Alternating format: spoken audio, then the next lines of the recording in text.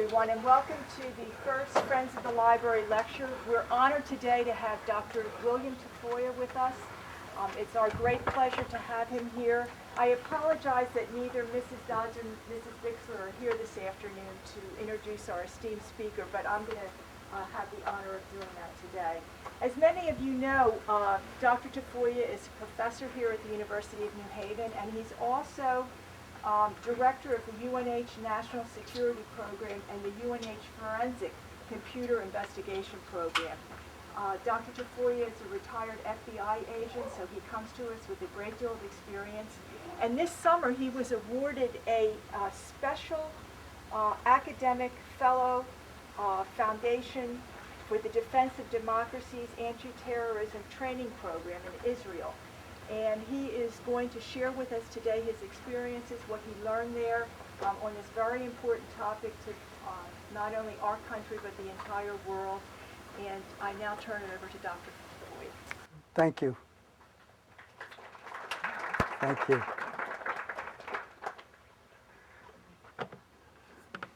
I can't see the screen directly, so I may be fidgeting here a little bit to make sure that the slides are up that are supposed to be there. This is the second time that I've done a Friends for the Library presentation. I did one a couple of years ago, and it's a terrific program that enables the community at large, as well as the student body, to listen to, take advantage of presentations, and to have a kind of a dialogue that is different from the classroom experience. I'm glad to see so many students here, both graduate and undergraduate students. I'll begin by saying that the fellowship that I got was unexpected, and it came as a result of my attending a conference in Boston, wherein some colleagues I hadn't seen in a long time introduced me to some others who were principals in the foundation for the Defense of Democracies. I'd frankly never heard of them before. But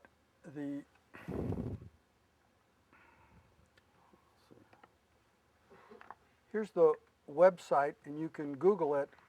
It's simply fdd.org. And you can find out about them. They've been in business for several years, so they draw from a wide variety of interests. The program that I attended, let's see, here are some of the projects that are listed on the website. I'm not hooked up to the internet here, so I'll have to bear with me for a minute, but these are some of the projects that they are involved in and promote and sponsor. The FDD is located in Washington, D.C. The specific program that I took part in is listed on the primary page of the website. It's called, listed as academic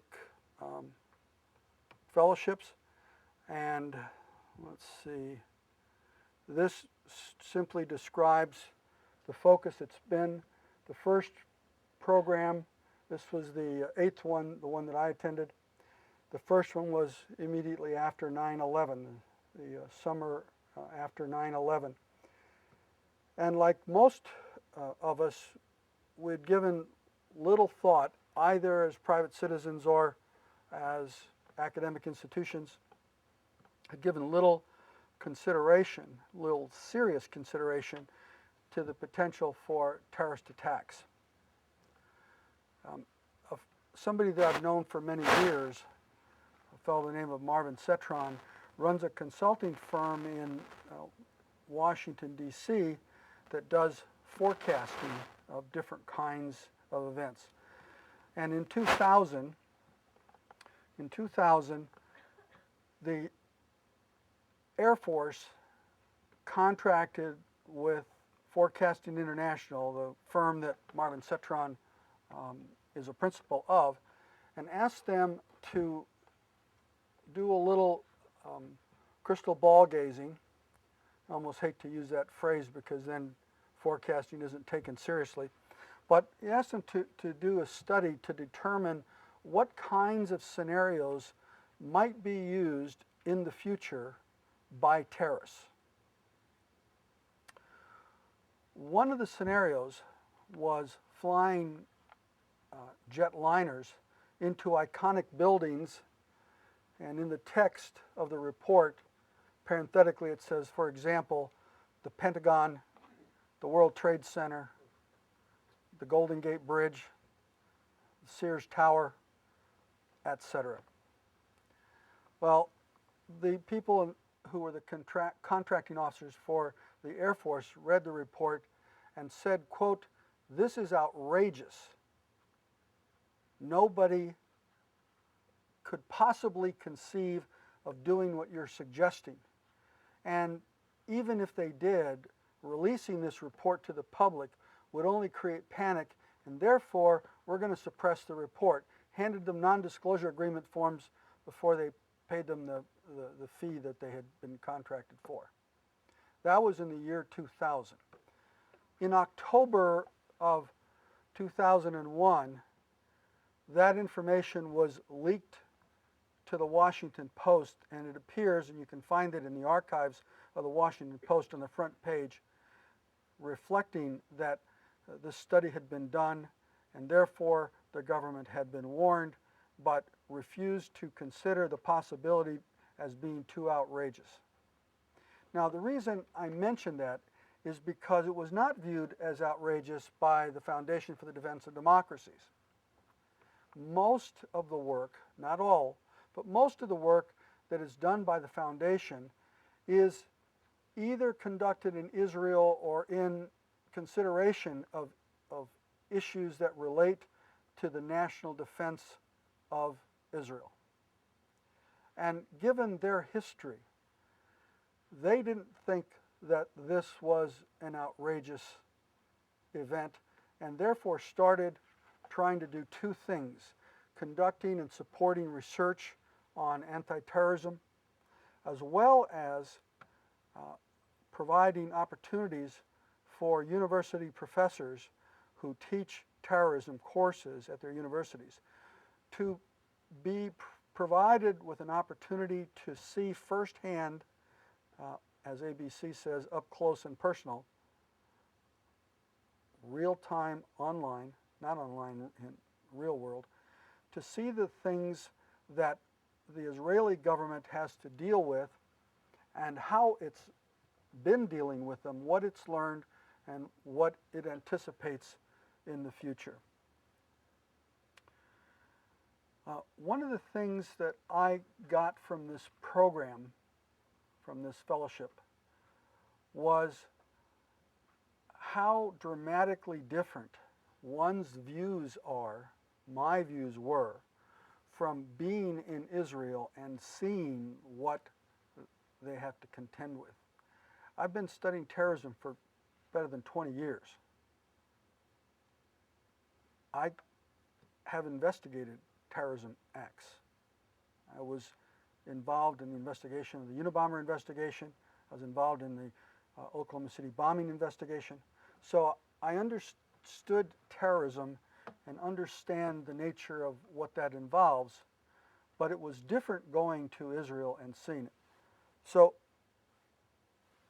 one of the things I think that is really important for you who are students and you fellow colleagues is to take opportunities to go visit other countries, because of all the things that I learned and all the things that I have said about the different issues I've studied and while I was in Israel, is that it gives you something very important if you get nothing else out of it. Boy, are we lucky to be Americans. Now, this summer, I also had the opportunity to go to Russia. Some of the students that went with me are here at this presentation. And again, I say, boy, are we lucky to be Americans. Are we lucky to live in America? And you can't intellectualize that. You have to experience it. So while I was kind of lukewarm to the idea of the study abroad program that has been started here at the university, I thought it was more opportunity for vacation than for real study. I've changed my mind. And so I encourage you to take advantage of opportunities to study abroad, if for no other reason to have an appreciation for how lucky you are to live in this country and to see the things that citizens of other countries have to deal with and put up with in order to survive on a day-to-day basis. That's pretty important. Now, I frankly, this is a picture that's on the newsletter of FDD, of the group that I was a part of, and I can't remember where I was in the picture, so this is a sort of a Where's Waldo kind of opportunity. If you can spot me in there, please let me know. The person who's on the hot seat here is my grad assistant, Mavish Salim. She's going to have to point out which is me in that picture.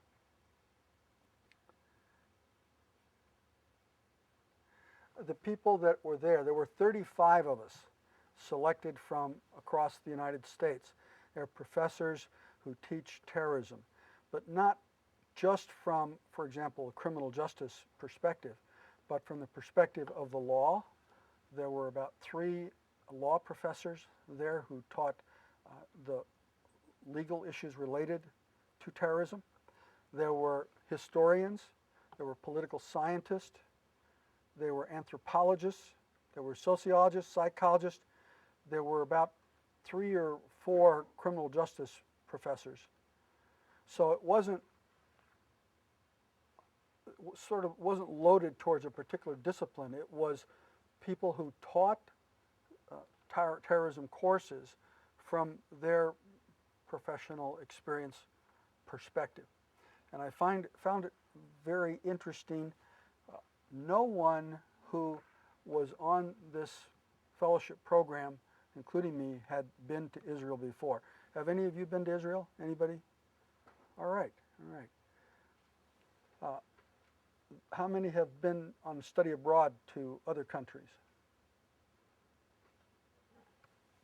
Very good, very good. Let me give you a perspective of Israel and where it sits. And from the Israeli perspective, they're surrounded on 3 sides by people who want to wipe them off the planet, and buttressed against the Mediterranean Sea.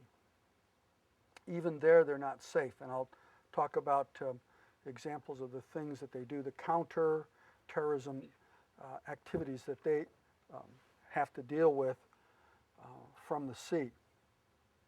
Israel is a small country, but it is it has people on all sides. I guess it's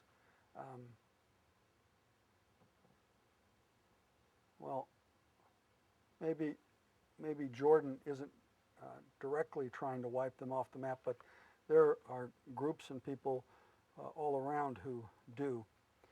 Now, one of the things that I will share with you is that there are some things for which all you'll see is a text slide, and my students know that how much I dislike text, the use of text. I like graphics, to use graphics in slides. But it's because the Israelis, the people that were sponsoring this program, in country that is, not the Americans. What happened here?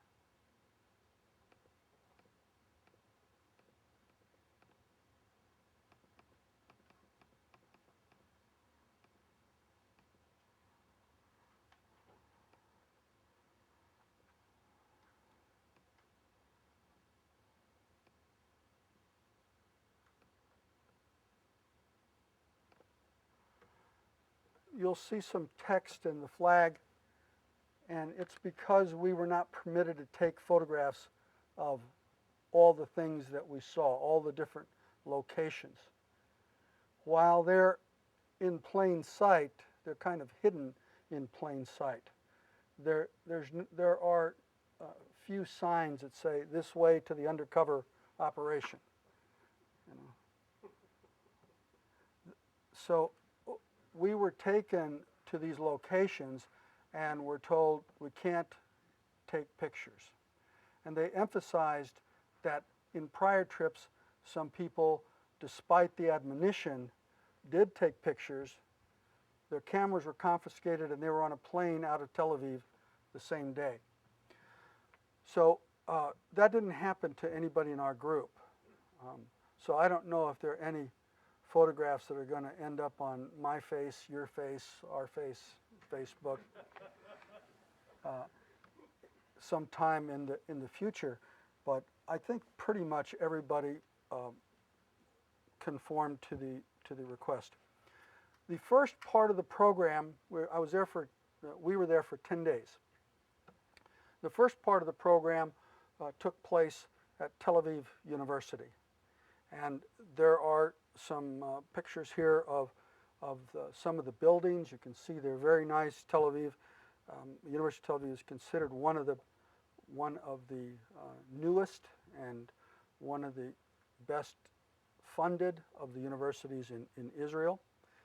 And we had some lectures there about terrorism.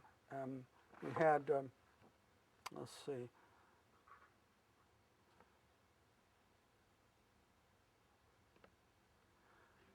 one of the few people that we were able to take a picture of was Dr. Shamil Bar, who's a political scientist and a retired Mossad agent. He talked about the strategic impact of Islamic terrorism and what he called polycentric nuclear Middle East. There are people that have nuclear weapons besides Israel, some announced and some not, and some that have come from arsenals where people, unaffiliated organizations have purchased nuclear weapons. There's been a lot written about that. Some of it is on the internet you can find, and some of it has been published in other sources. But you can imagine how you would feel if you learned that your neighbor had dynamite in the basement and kept bringing in more dynamite and periodically would rattle sabers, would complain about X, Y, and Z and say, we're going to take care of you. Imagine how nervous you might feel. I think that is an analogy of the way Israel feels about some of its neighbors.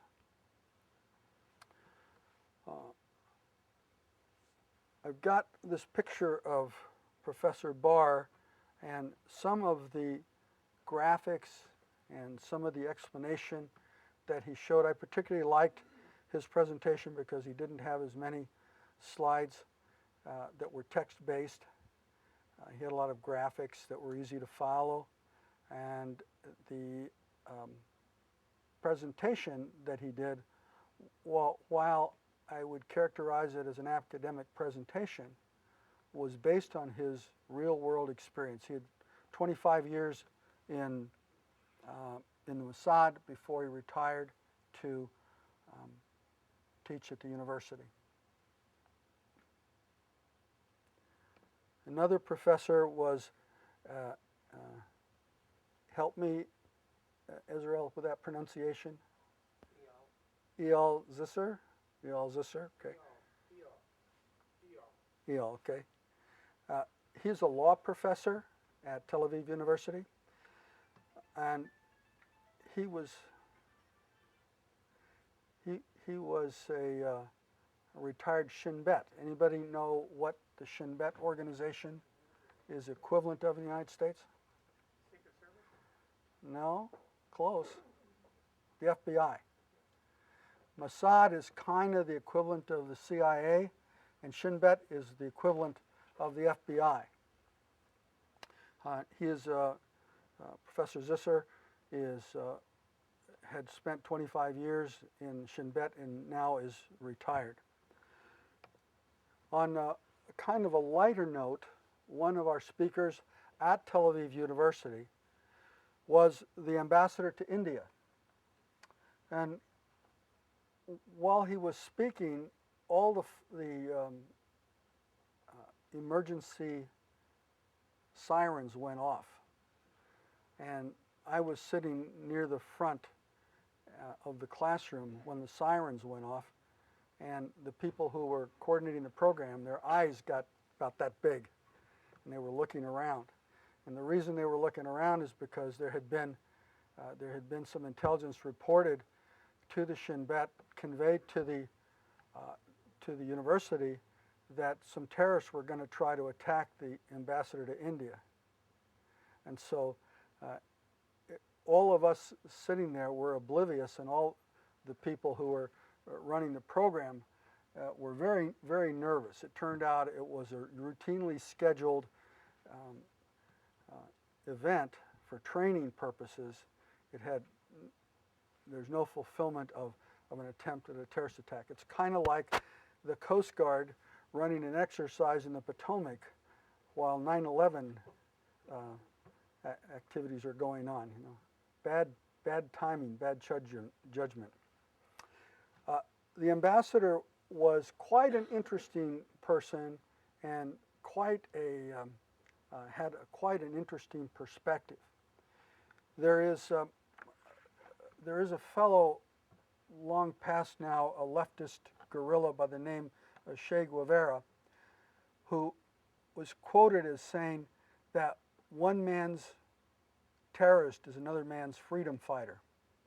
It is a matter of the perspective that you have. And I think that's an interesting point of view. I don't happen to agree with Che Guevara's view, but I do understand it, and that's what the ambassador of India said, that given where they sit, given who their neighbors are, given the antagonism of their neighbors, speaking of Pakistan specifically, that it's very difficult to reach out to someone who has professed that they want to blow you up. It's a very difficult thing to do, and yet that's precisely what we need to do. So to come back a little bit to the point that I made about study abroad, you can be ambassadors not only for your university but for your country. To have people in the countries you visit get to see Americans and get to know you, at least in a limited basis, and to recognize that we're not all evil, we're not all intending to compromise. I'll give you an example, and I'll warn my students here now not to embellish the story. We were at a restaurant one night where there was a birthday party in, was it St. Petersburg or was it Peskov? Peskov, okay. We were in Peskov and we were eating dinner, and there was a birthday party, and one of the people who was seemed to be the center of attention noticed us at a table and came over and grabbed us and started to dance with us, wanted us to dance. And while we were a little shy about doing it, finally we all got up, and my students are holding me hostage for the pictures that they took of me dancing with this fellow. But what happened at the end that wasn't anticipated is that I had an American flag lapel pin, which as we were leaving I gave to him, and through our translator said, "And we've made new friends today." And he gave me a big bear hug. It almost squeezed the life out of me. But that's the kind of thing that you can do when you go study abroad, is not just go be an observer at a distance, but involve yourself with the people there so that they get to see that the point of view that may be presented in the media isn't always the case. And you can be that kind of an ambassador. Okay, so here's the first of one of the places that we couldn't take pictures of. the Ashdod Navy base in Tel Aviv. We got to see some of the surface ships. We got to see some of the submarines, some other very specialized ships. And one that I was most interested in was the tactics that they used in the Mediterranean. When ships approach the boundaries of Israel, they send the equivalent, by the way, all of the Israeli military is referred to as the Israeli Defense Force, IDF, and you'll see some of those slides there. They all wear the same uniforms. It's a small country. They don't have the luxury of being able to differentiate the way we do here. So they're showing us what the equivalent would be of the Coast Guard if a ship comes unannounced too close to the waters, national waters. And what used to happen was that ships that looked like they were fishing boats would feign being in trouble, and the Israeli ships would try to help them, and as soon as they got within a few feet of the ship, they would blow themselves up, destroying the naval vessel, the Israeli naval vessel as well. So they learned from that experience, and they said, how are we going to deal with this in the future? How are we going to distinguish the fishermen from the potential terrorists? And the technology that they used was fairly simple. Used about a 12-foot wooden pole. And when the ship, the supposed fishing boat, came within a distance of the pole, they would use those poles to keep the ship at a distance. If they were really fishermen in trouble, they would soon find that out. But what would happen is if they were terrorists, they'd blow themselves up, but they wouldn't damage the Israeli vessels. Quite a simple technology that they've used, and they've learned from experience that sometimes Occam's razor applies. Who knows what Occam's razor is? Sometimes the correct answer is the simple solution, not the complex one. And so they've learned to deal with complexity as well as with simplicity.